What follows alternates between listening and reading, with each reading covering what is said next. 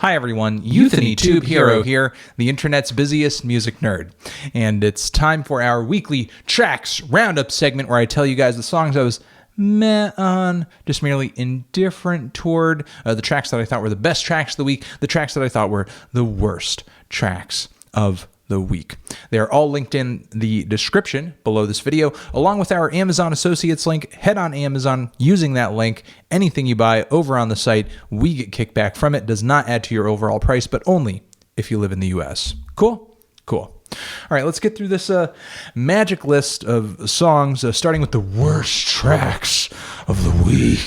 Before I get too deep into this video, I do want to address an elephant in the room. Pink Guy has a new track out, new mixtape on the way. Song is titled STFU. It's actually a pretty hilarious track. However, I recommend that rather than listen to the song yourself, it is linked down there in the description. Send the track to someone who you want to shut the fuck up, because it is titled Shut the Fuck Up, and the lyrics are pretty direct. So if you were to send this song to somebody else, you'd really be getting your message across. So there you go. Yeah. We like to begin things on a depressing note on this segment. And because by the time we get to the best tracks, we're in a good mood. So, you know, start with your worst foot, end with your best. That's what I think. Okay. Of course, leading up to the release of their new record, Green Day has another track out, this one titled Still Breathing. After this track, I wish I wasn't. Some of the most cheesy metaphors I've heard in a rock song in a long time, and they just kind of pile them one after the other, and it's just completely tiring. So this Green Day track, did not like it, but not the worst track of the week. Moving on from there, Opeth with the Wildflowers, didn't care for this track either. Opeth insists on continuing down this progressive rock road, despite the fact they don't really do the sound that much justice, in my opinion. But they're just kind of like Steven Wilson at this point. They're just indulging in progressive rock nostalgia and not really pushing forward or doing anything that revolutionary or interesting. They're just kind of reliving this old progressive rock sound and really not doing much with it. So that's just my opinion, though. From there, we go to... this one hurts. Dirty Projectors with Keep Your Name, a new track from the Dirty Projectors, famed indie and art rock outfit who have made some pretty interesting records in the past. I mean, they're pretty idiosyncratic, the group's music. You know, it's not going to rub everybody the right way.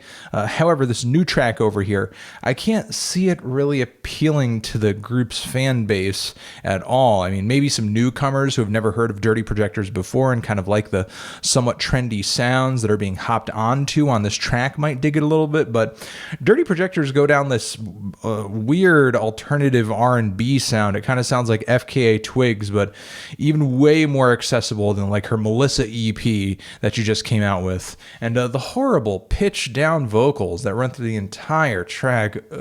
Spare me. I did not care for this at all. Some of the production seemed kind of odd and off kilter. I thought that was cool, but the tune, the vocals, and some of the glitchiness of the track, which I think kind of kept the song from feeling as soulful as I think a song in this style should feel, just completely tiring and uninteresting. Moving on from there, we have a rap rock gem from the band Attila. The song is titled Ignite. And hey, listen, if you hate rap rock, if you hate this band's music, doesn't matter, because if you go look on the lyrics to this bad boy, they don't even care, man. They don't even care. They don't even care that you hate them. You're just a hater. Save your hate for another day. That's one of the hot sort of retorts that the band actually writes into this song. But please check this track out. It's good for a laugh. You will have a good laugh, I promise you. And finally, worst track of the week, in my opinion, comes from none other than Miss Scarlett Johansson. Apparently, she's in a group or a band that was assembled. Maybe not for this purpose, but this group has sort of laid down a cover song on a new compilation of tracks that I believe are raising money for charity, which it makes it hard to be like, hey guys, this song is terrible. It's for charity. But still, regardless, they do a cover of New Order's Bizarre Love Triangle. And it is the flattest, most uninspired cover of that song I've heard, and I've heard a lot of covers of that song. And believe me, when you're talking about a New Order cover, you're kind of at an advantage right from the start, because Bernard Sumner, and I love New Order, one of my favorite bands. Bernard Sumner, not one of the better singers on the planet, so there's kind of like a low bar of vocal technicality there to start with, so you don't need to be the best singer in the world, but you should at least sell the song. But Scarlett Johansson sounds completely uninterested in singing on this track. So as a result, I'm completely uninterested in hearing it. And the most baffling thing outside of that is the instrumental has, I don't know, there's something about it. It's like Scarlett Johansson's vocals feel syrupy and slow and almost like they're just encased in molasses, and they're completely emotionless, but the instrumental seems almost as if it's going too fast. So all of those great little melodies and synthesizer nuances that were worked into the original are kind of sped through to the point where they kind of just fly by you and don't really impress all that much. Really odd cover and really awful track. The worst track of the week. Moving on from there, a series of tracks that I think you should be aware of. I think you should check out if you're into the artist. I wasn't in love with them, but I at least want to give them a nod. How to Dress Well, Can't You Tell? Some alternative R&B here. New album on the way. I thought it was okay. This kind of cleaner, more straightforward sound from this project that's less artsy, less abstract. Not really sure if I like it too much, but again, if you're into that airy, ethereal, kind of a very tender and vulnerable alternative R&B sound, I think you'll dig this. Cakes the Killa with a new track, Up Out My Face, featuring Peaches. It's a hip house track, not like the biggest fan of that genre, but I have to admit Cakes the Killa and Peaches are a very sensible combination of people, and Cakes the Killa, I'm always down to listen to or try out a Cakes the Killa track. Big Freedia, DJ Snake, and Diplo with the song Drop. Not the greatest banger I've ever heard, but you could twerk to it for sure. Banks with To the Hilt.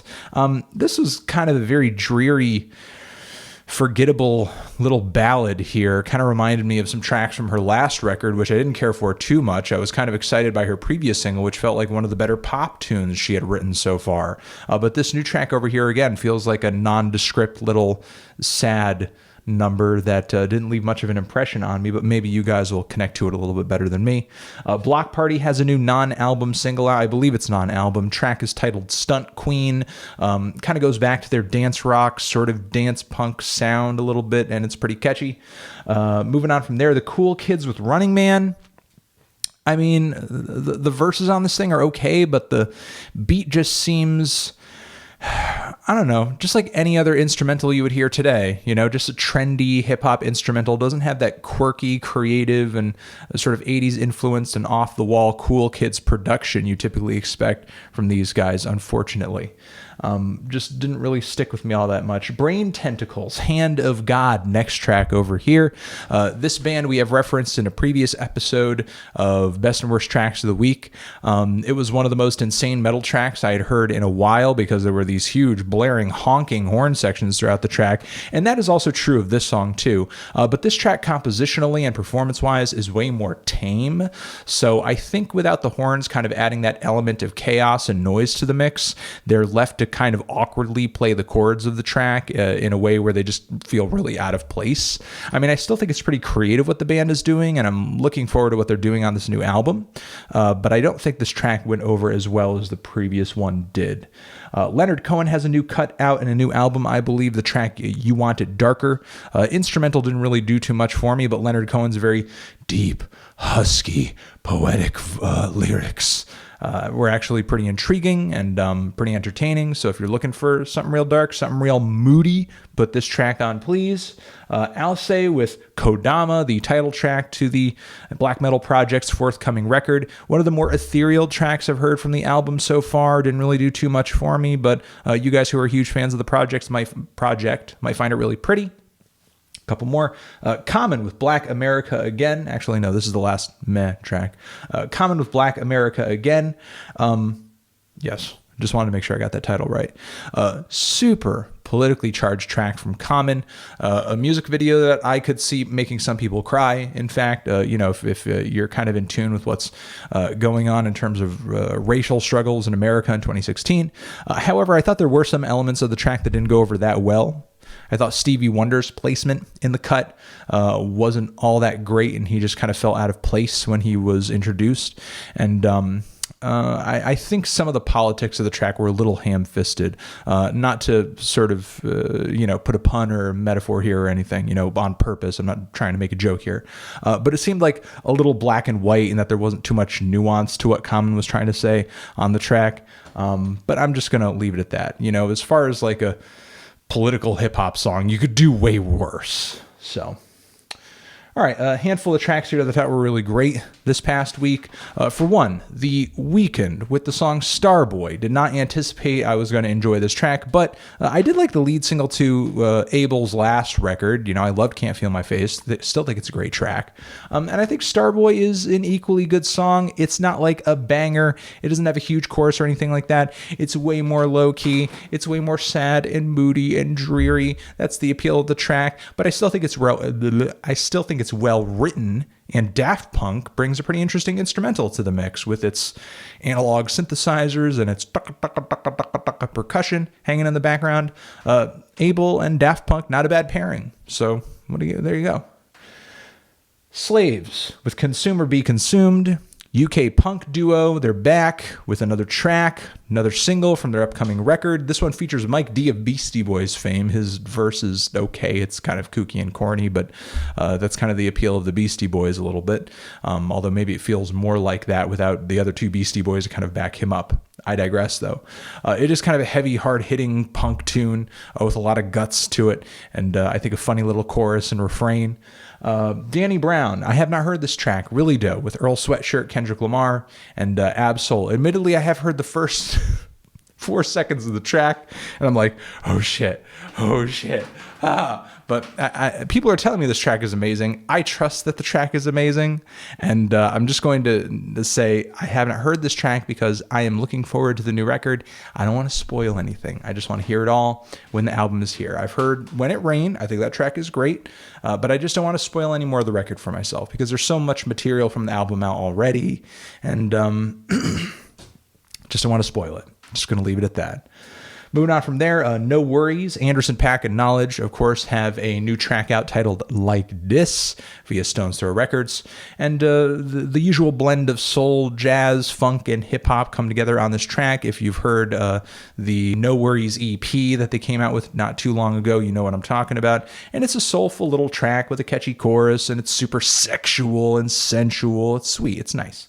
Moving on from there, Baauer and CZ, How Can You Tell When It's Done? One of the best bangers I've heard this year, everybody. I mean, it was unfortunate that Baauer's album that I reviewed not too long ago wasn't as hard-hitting or as diverse or as well-produced as I would have liked. But this single over here is is very nice. It's off the fucking wall. I will leave it at that.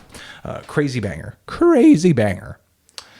Moving on from there, Flowertruck, an Australian band. This song is titled Sunshower, and the reason I'm shouting them out is that they're going to be supporting some of the speaking engagement dates that I'm going to be doing in Australia this November. If you're in Australia and you haven't heard of this yet, look down there in the description. I will leave a link to the video where I announce my Australian tour, so check that out. And these guys... It kind of had like a straightforward garage rock, maybe a little bit of jangle pop influence in there too, and some of the very plain, simple guitar chords. And I wasn't anticipating all that much, but then the vocals came through and they got kind of a wild, eccentric, post-punky personality to them that I thought was really cool. And that's just really kind of what sold the track for me, you know? And then once I got into that, I realized the band's performance on this thing is pretty energetic. It is fun. It's a fun-loving track. It's got a lot of personality to it. So shout out to Flowertruck.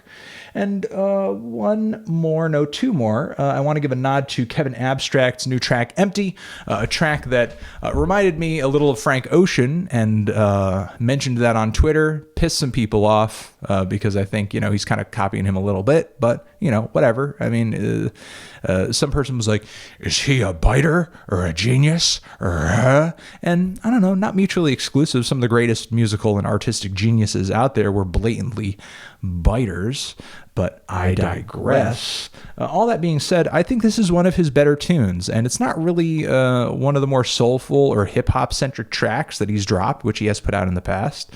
This is like more of a straightforward pop tune.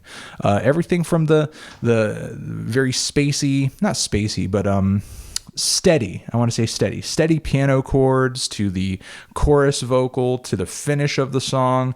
It's just got a really bright, sort of upbeat, but also subtly melancholy pop tune vibe to it that I like a lot. I think the track is well written, and I don't know, I'm waiting for him to kind of come into his own a little bit more in terms of personality, but you know, maybe that'll happen on this record. As far as I know, that should be coming out soon, and this track is pretty well written, so I have faith. It's a catchy tune.